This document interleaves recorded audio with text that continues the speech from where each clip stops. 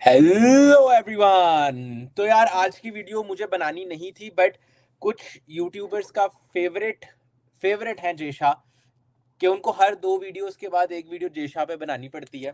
तो आज मैं अपना पर्सपेक्टिव दूंगा वन एंड फॉर ऑल। मैंने पहले भी ये वीडियोस कई दफ़ा बनाई हैं बट मैंने कभी इतनी क्लियर कट ये वीडियो नहीं बनाई। और आज मैं बता दूंगा कि क्यों इंडिया पाकिस्तान ट्रैवल नहीं करता, कौन गलत है कौन सही है। आप कमेंट सेक्शन में ज़रूर बताइएगा मुझे आपका क्या ख्याल है। और मैं ये भी बताऊंगा कि जो अभी सब कुछ हो रहा है ये ये क्यों हो रहा है और किस वजह से हो रहा है। लेकिन आगे बढ़ने से पहले चैनल को सब्सक्राइब कर दीजिए, वीडियो को लाइक कर दीजिए और गलत को गलत कहूंगा और सही को सही कहूंगा जैसे मैंने अभी तक किया है। ठीक है, मैं किसी की साइड नहीं लेने के लिए यहाँ बैठा, ना ही मैं किसी को जो है वो अनड्यू फेवर करने के लिए बैठा हूँ। जो मुझे लगता है कि ठीक है वो सही, जो मुझे लगता है कि जो ठीक चीज है जो सही है उसको सही कहूंगा और जो गलत है उसको सही गलत कहूंगा। मेरे पर्सनल थॉट प्रोसेस से किसी चीज पे फर्क नहीं पड़ता।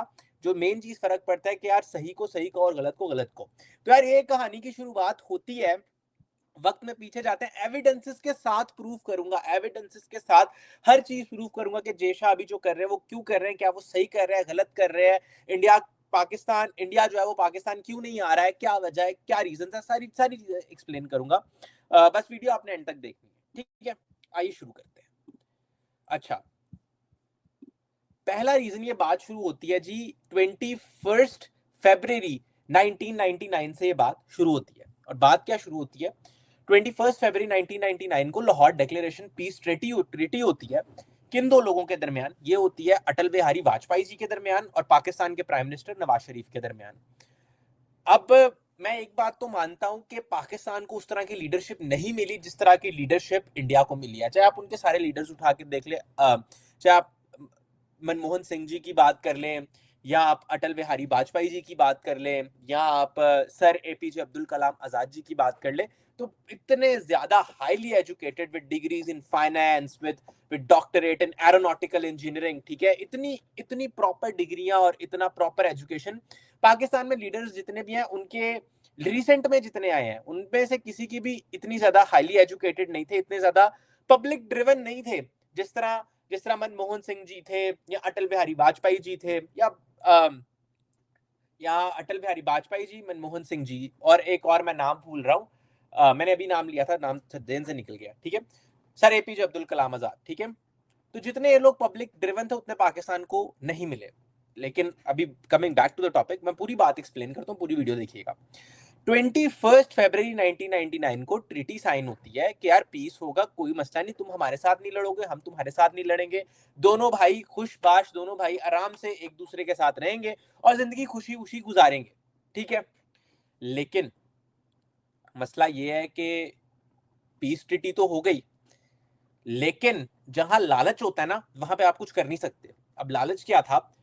लालच था परवेज मुशर्रफ को कि यार हम ना कश्मीर फतह कर लेते हैं, और फिर उसने यही लालच दिया था किसको? नवाज शरीफ को। अब उन्होंने नवाज शरीफ को भला क्या कहा था? उन्होंने नवाज शरीफ को ये कहा था कि भाई साहब अगर हम कश्मीर ले लेते हैं ना तो फायदा भला क्या होगा? फायदा ये होगा कि कश्मीर लेने के बाद कश्मीर हमारा हो जाएगा, ठीक है, और तुम्हारा नाम हिस्ट्री में होगा कि यार देखो नवाज शरीफ ने वो मसला हल कर दिया जो कि कोई कर ही नहीं सकता था। तो उसने नवाज शरीफ को प्रॉपर, जिसे कहते हैं ना, प्रॉपर बहकाया था, प्रॉपर बहकाया उसने नवाज शरीफ को। उसने नवाज शरीफ को जिसे कहते हैं ना, बैठे बैठे ना जन्नत दिखा दी कि यार तुम हिस्ट्री में अमर हो जाओगे। अब नवाज शरीफ बेचारा इतना अक्लमंद तो है नहीं था, इतना आईक्यू लेवल आज नहीं है तो तब तो बिल्कुल भी नहीं था, ठीक है। तो इसकी बातों में आ गया। अब क्या होता है कि पाकिस्तान पाकिस्तान इस पीस ट्रीटी की, जो कि लाहौर डिक्लेरेशन थी, इसकी खिलाफ वर्जी कर देता है। इसको दे बिट्रे इंडिया, पाकिस्तान इंडिया को बिट्रे कर देता है। मैं पूरी कहानी बताऊंगा, आज तक कनेक्ट करूंगा 2023 के साथ, 1999 से 2023 तक का सारा काला चिट्ठा सब कुछ कनेक्ट करूंगा। अच्छा, उसके बाद क्या होता है? उसके बाद अनफॉर्चुनेटली अनफॉर्चुनेटली पाकिस्तान की जो मिलिट्री होती है, पाकिस्तान अपनी मिलिट्री को लेकर जो है मिलिटेंट्स घुस जाते हैं इंडिया में, इंडियन साइड्स पे, और फिर हो जाती है जी कारगिल। और यहाँ पर पाकिस्तान के साथ इंडिया की जंग हो जाती है, उसको कहते हैं कारगिल। अनफॉर्चुनेट किसने धोखा दिया? किसको दिया? पाकिस्तान ने इंडिया को धोखा दिया। और ये बात मैं नहीं कह रहा, ये बात मैं नहीं कह रहा, ये आगे जाकर नवाज शरीफ इस बात को मानते हैं। आपको तो आपकी स्क्रीन पे ही दिखा देता हूं कि यहां पर आगे जाके नवाज शरीफ इस बात को मानते हैं कि ये हमारी गलती थी, हमें ऐसा नहीं करना चाहिए था। हमने 1999 में जो लाहौर डिक्लेरेशन हुई थी उसको वॉयलेट किया था। अब आप देखो, लाहौर डिक्लेरेशन हो रही है फेब में, आई थिंक 23 फेब वाले दिन ये लाहौर डिक्लेरेशन हो रही है। अटल बिहारी वाजपेयी जी पाकिस्तान जा रहे हैं, और लाहौर में डिक्लेरेशन हो रही है। और 3 मई को 3 मई को कारगिल हो जाती है। मतलब फरवरी, मार्च, अप्रैल, 2 महीने बाद, साल बाद भी नहीं, 2 साल बाद भी नहीं, 2 महीने बाद पाकिस्तान इंडिया का ट्रस्ट जो है उसको बिट्रे कर देता है। Unbelievable, unbelievable. ठीक है, पाकिस्तान के पॉलिटिकल लीडर्स इसीलिए कई दफा जब लोग कहते हैं कि we want Nawaz Sharif as our prime minister, तो मैं हैरान हो जाता हूं कि यार इनको हिस्ट्री का नहीं पता। एक इंसान जिसने एक दूसरे आपके नेबर के साथ एक ट्रीटी साइन किया और उसने उसको बिट्रे कर दिया just because of his personal benefits, तो आपको लगता है कि वो अपने मुल्क का सगा होगा। That's the reason I don't like Nawaz Sharif. इसी वजह से मैं नवाज शरीफ को, जब इलेक्शंस भी थे पाकिस्तान में, तब भी मैं नवाज शरीफ को कुछ ज्यादा पसंद नहीं करता था। बिकॉज हाँ, मुझे नवाज शरीफ जिसने बिट्रे कर दिया, जिसकी वजह से मुल्क पाकिस्तान, मुल्क के जवान जिसे कहते हैं, जिनकी डेथ हो गई, और दोनों मुल्कों के जवानों की जिसकी वजह से डेथ हो गई, आप उस इंसान को कैसे as as a sensible political leader आप मान सकते हो? कैसे मान सकते हो आप? मेरे तो समझ से बाहर है। चलो फास्ट फॉरवर्ड, वो मान गया। ये 29 में 2024, पिछले साल पहले भी नहीं, पिछले साल माना ये आदमी कि इनकी गलती थी। गलती नहीं थी, ये ब्लंडर था, ये लालच था, ये गलती नहीं थी। आगे बढ़ते हैं आप। अच्छा, उसके बाद क्या होता है? उसके बाद अब फास्ट फॉरवर्ड आ जाते हैं। एक दफा बिट्रे कर दिया पाकिस्तान ने इंडिया का भरोसा। उसके बाद आ जाता है 2008 पे। अब मैं बताऊंगा, सारी बातें मैं बताऊंगा, एक एक वाकया बताऊंगा, क्या हुआ, कैसे हुआ, और ये भी मैं बताऊंगा कि क्यों अब वो पाकिस्तान नहीं आते, क्योंकि उनको पता है। क्योंकि मैं अभी भी जितनी सारी चीजें सबको रिलेट करूंगा, पूरी वीडियो देखिएगा। अब 2008 में होते हैं जी 26/11 के अटैक होते हैं। इंडिया में 12 अलग अलग जगहों पे अटैक्स होते हैं। मुंबई में 12 अलग अलग जगहों पे अटैक्स होते हैं, और इन जगहों में आते हैं रेलवे स्टेशन। इन जगहों के अंदर सिर्फ रेलवे स्टेशन ही नहीं आते, इन जगहों के अंदर आते हैं आपका हॉस्पिटल, एल्बेलस hospital. Let me know if I am pronounciating it right. ठीक है, मेरी प्रोनाउंसिएशन बताइएगा अगर ठीक है कि गलत है। बट फिर एब्लेस हॉस्पिटल पे भी अटैक होता है। हॉस्पिटल में टेररिस्ट अटैक होते हैं। और ये वही वाकयात हैं जिसके बाद पाकिस्तान क्रिकेटर्स को मना कर दिया जाता है कि आईपीएल नहीं खेलेंगे। ठीक है, इसी वजह से ही फिर 2009 में मना कर दिया जाता है कि पाकिस्तानी क्रिकेटर्स आईपीएल नहीं खेलेंगे। और इसमें पाकिस्तान को ही at the end of the day involve किया जाता है। LET होते हैं, लश्कर तैयबा, जो इस अटैक की जिम्मेदारी भी ले लेती है। और अजमल कसाब जो कि पाकिस्तान से ही था, उसको भी इसके, अजमल कसाब को आप देखिए, गूगल करके देखिएगा, आपको पता लग जाएगा अजमल कसाब कौन है। ठीक है, तो ये हो गया दूसरा रीजन जिसकी वजह से हम पे भरोसा नहीं करते। They don't trust us, because हमने उनको इतनी दफा बिट्रे कर दिया, कि हम पे ट्रस्ट नहीं करते। अब मैं आगे भी दिखाता हूँ आप लोगों को। अच्छा, और यहाँ पे उन्होंने बताया है कि किन किन जगहों पे अटैक्स हुए हैं। आगे बढ़ते हैं। अब आगे आ जाता है हमारे पास पुलवामा कब होता है? 2019 में। ठीक है, और इसमें भी जायश मोहम्मद जिसको कहा जाता है कि it's Pakistani based terrorist organisation, उसको जायश मोहम्मद, ठीक है, इनके मुताबिक, ठीक है, वो पुलवामा अटैक में इंडिया के 40 ऑफिसर्स मार देते हैं, जिसके बाद पूरा एक वॉर का सिलसिला शुरू हो जाता है। तो अगर आप, ये मैंने बड़ा कंडेंस करके बताया, मैंने पूरी इन डिटेल नहीं बताया आपको, मैंने बड़ा कंडेंस करके बताया। अब आप आगे देखें ना, अभी रिसेंटली जब जयशंकर जी और बिलावल की मीटिंग होती है, तो वो यही कहते हैं कि वो पाकिस्तान के ऊपर कह रहे होते हैं, इंडिया के मुताबिक, इंडिया का ये नोशन है कि Pakistan is a terrorist organisation, Pakistan is a terrorist country.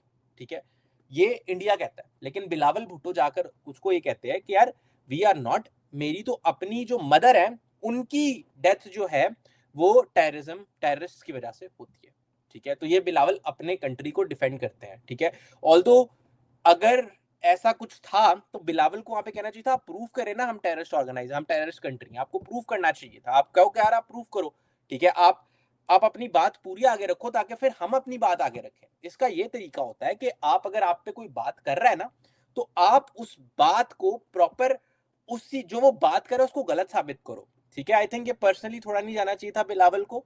I think Bilawal को इस चीज का आंसर देना चाहिए था कि यार हाउ प्रूव इट, प्रूव करो इस चीज को, ठीक है। फिर आगे ये भी आगे जाके बात करते हैं कि पाकिस्तान की एक नेशनल सिक्योरिटी है जो कि टेररिस्ट को सपोर्ट करती है, जो कि टेररिस्ट को पाल रही है। इनका कहने का मतलब ये होता है, इंडियन गवर्नमेंट ये कहती है, और वो आम कहते हैं, वो ये हर किसी के सामने कहते हैं। मैं एक दफा पब्लिक डिबेट देख रहा था, वहां पे भी उन्होंने ये कहा था, और पाकिस्तान की तरफ से किसी ने ढंग के जवाब भी नहीं दिए थे। और मुझे, जब मैं सुन रहा था, मुझे बुरा लग रहा था यार कि आप अपने कंट्री को रिप्रेजेंट करो ढंग से, आप फैक्ट्स लाओ, फिगर्स लाओ, आप कहो यार कि जो आप कह रहे हो आप गलत हो, आप उनको गलत प्रूव करने की कोशिश तो करो। हम मसला ये है कि हमारी तरफ से कोई ये कोशिश भी नहीं कर रहा गलत प्रूव करने की।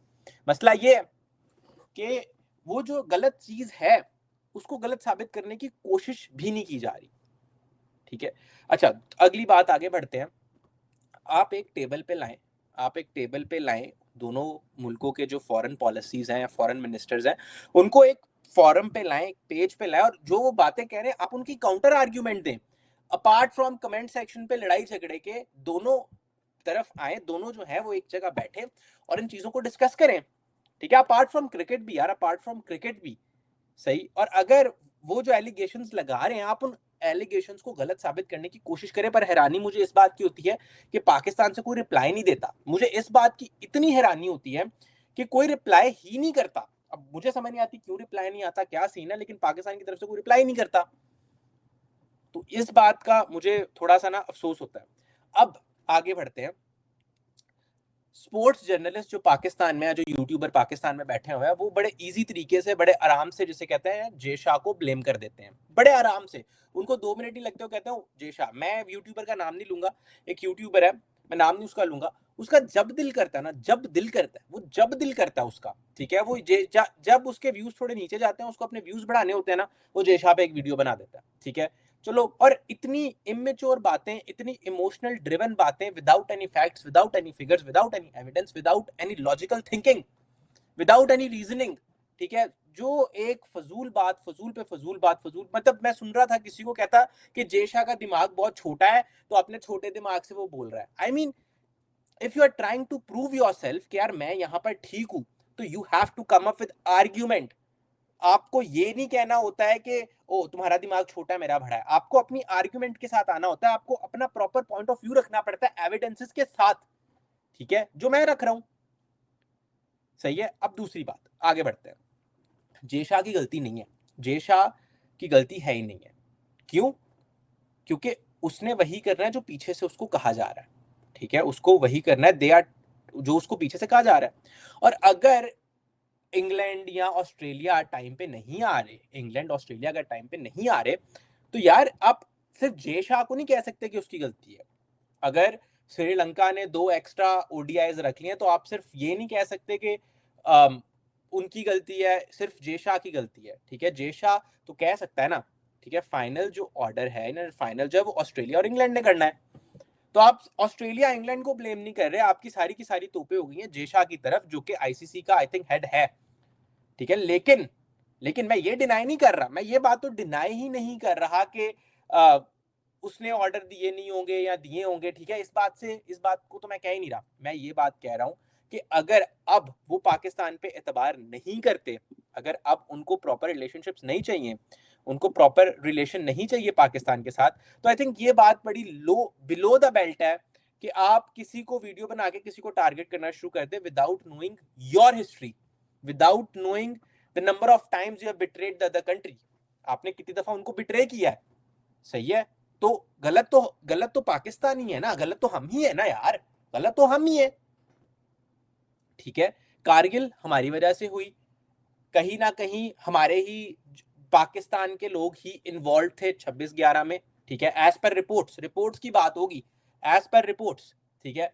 नंबर 3 पुलवामा भी हो गया, वहां पे भी कर सर कान यहाँ से पकड़ लो, कान यहाँ से पकड़ लो, कहीं ना कहीं से हमारे प्यारे मुल्क का नाम कहीं ना कहीं से आ ही जाता है, आ जाता है कहीं ना कहीं से।